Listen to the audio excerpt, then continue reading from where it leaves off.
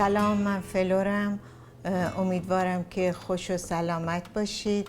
امروز یکی دیگه از غذاهای سنتی ایرانی رو میخوام درست کنم. زرشک پلو با مرغ.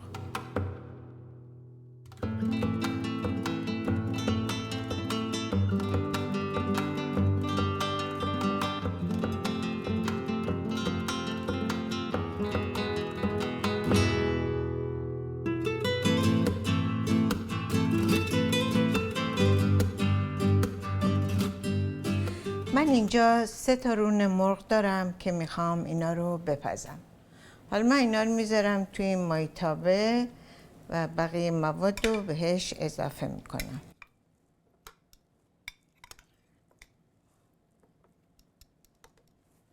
من الان پیازم رو خرد میکنم.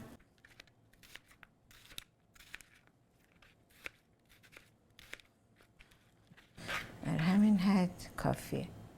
حالا من این پیازا رو میذارم روی این مرغ و بعدم بقیه مواد رو بهش اضافه میکنم. بهش نمک اضافه میکنم، فلفل، خیلی کم زردچوبه و یه دونه دارچین، چوب دارچین. 2 کاپ آب جوشیده بهش اضافه میکنم. اگر کم بود بعداً چک میکنم، آبش رو اضافه میکنم. اول من گازم رو روشن میکنم با حرارت زیاد. وقتی که جوش اومد حرارتش رو ملایم میکنم. اینو میذارم حدود فعلا 20 دقیقه بپزه. حالا این مرغ ما جوش اومد، من حرارتش رو ملایم میکنم، میذارم بپزه. فعلا یه 10 دقیقه گذشته، من این مرغم رو برمیگردونم به این طرفش.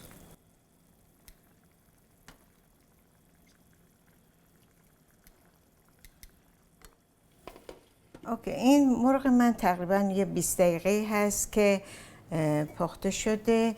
من اینا رو از آبش جدا میکنم که بعداً سرخش بکنم. حالا من این آبش رو از صافی رد میکنم که بعد توی مرحله دیگه ازش استفاده میکنم. حالا من یک کمی روغن هسته انگور میریزم توی این تابه.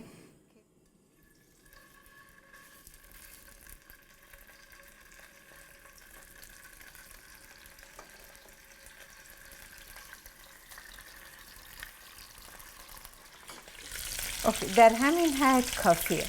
الان من سسش رو درست میکنم، بعد مرغام رو میریزم تو سس، میذارم حدود نیم ساعت دیگه بپزه. من اون روغنی که توی تابه بوده اونو خالی کردم. حالا یه مقداری روغن زیتون میریزم توی این تابه. یه مقدار رب میریزم.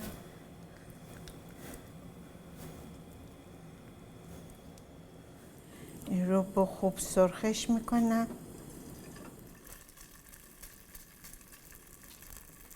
حالا اون آب مرغی که من داشتم اونو میریزم توی این تابه. یه کمی تست میکنم ببینم نمک فلفلش چطوره. خیلی کم نمک فلفل لازم داره، خیلی کم. این حدود همین قدم فلفل. یه کمی کره میریزم بهش، حرارتش رو کم میکنم. همونطور که داره میجوشه خیلی کم زعفرون مایه میریزم برای طعمش. یه کمی این پوست لیمو رو من رنده میکنم، قسمت‌های پوستش رو. زیاد نه، خیلی کم.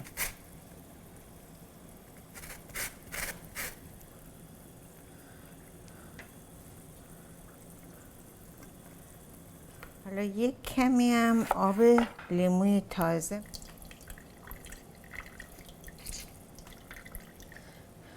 حالا من مرغامو میذارم این تو، میذارم که بپزه.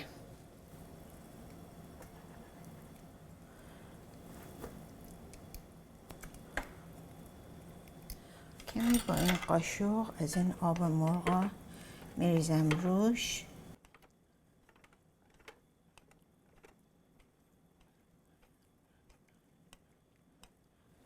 حالا من اینو میذارم، درشو میذارم به مدت نیم ساعت بپزه. به به، این مرغ ما تقریبا نیم ساعته که پخته، کاملا پخته و من مرتب از این سسش روی خود مرغ میریزم که خوشمزه بشه. الان من زرشکمو میخوام آماده بکنم. یه مقدار آب میریزم و شکر.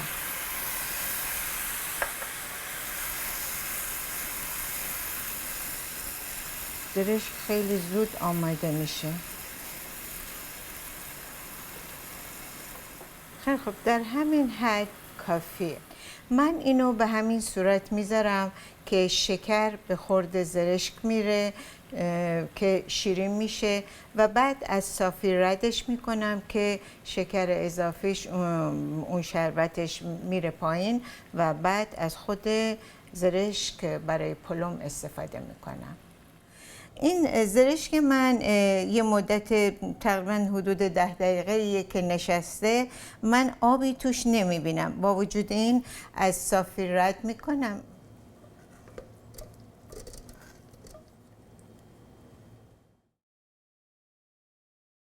من این برنج رو حدود 2-3 ساعت قبل اینو من شستم و با آب و نمک اینو خیسش دادم.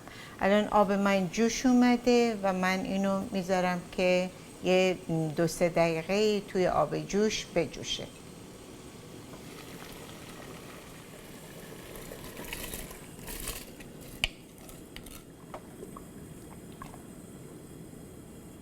حالا یه 3 دقیقه که این برنج من داره میجوشه، الان من اینو آبکشش میکنم.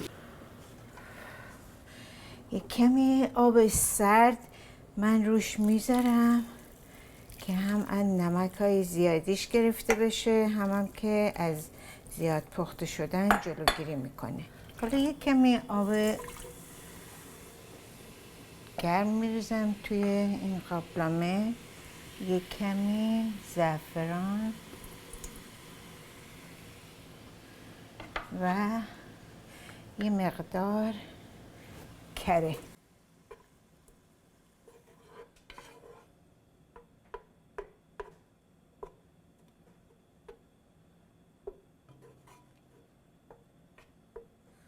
برنجمو میریزم.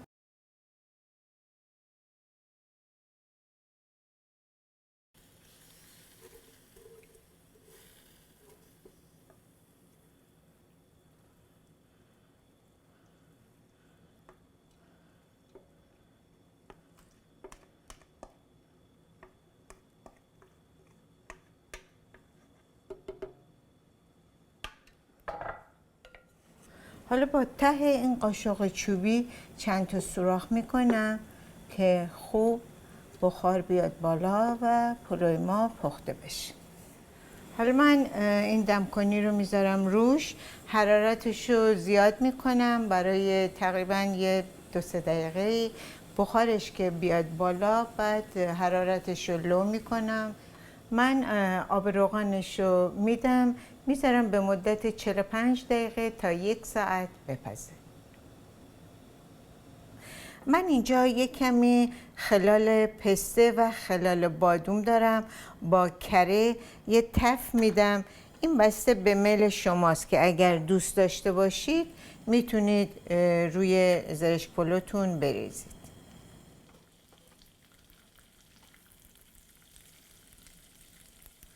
در همین حد کافیه. الان 45 دقیقه است که برنج من پخته شده. الان من یه مقدارشو میریزم توی این دیس که با زرشک قاطی بکنم و بقیهشو توی دیس میکشم. کمی زعفرون میریزم.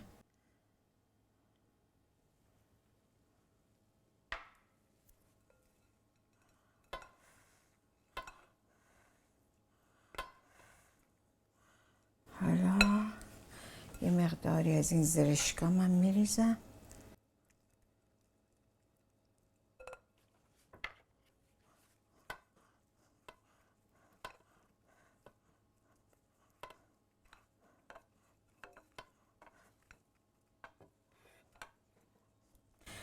این من میذارم کنار. پلومو میکشم.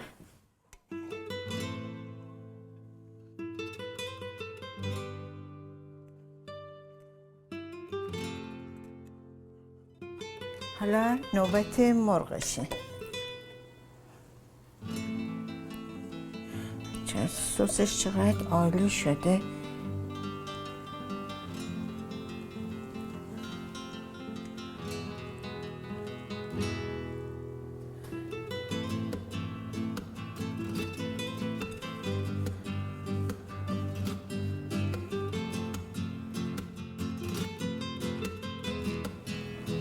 حالا نوبت ته‌دیگش.